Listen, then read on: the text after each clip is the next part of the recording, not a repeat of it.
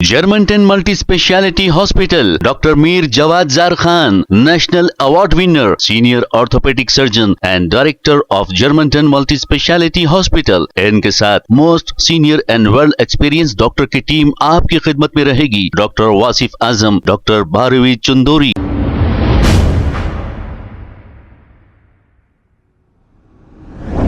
अस्सलाम वालेकुम नाजरीन, 7H न्यूज सच को रखे आपके आगे।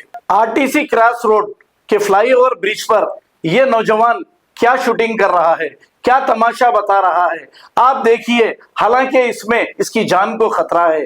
क्या इनके माँ बाप को इनकी फिक्र नहीं? क्यों ऐसी बाइक दिलाते हैं इन नौजवानों को, और क्यों बाइक लेकर ये नौजवान फिरते हैं? इनके माँ बाप को चाहिए कि कंट्रोल करें, वरना ये अपनी जान से हाथ धो बैठेंगे। इसमें जाएगा इन नौजवानों का कुछ नहीं। जो माँ बाप पाल पोस के इन्हें बड़ा किए हैं उन्हें तकलीफ होगी, लेकिन माँ बाप को भी चाहिए कि अपनी औलाद को कंट्रोल में रखें। आइए देखते हैं ये नौजवान किस तरीके से स्टंट कर रहा है।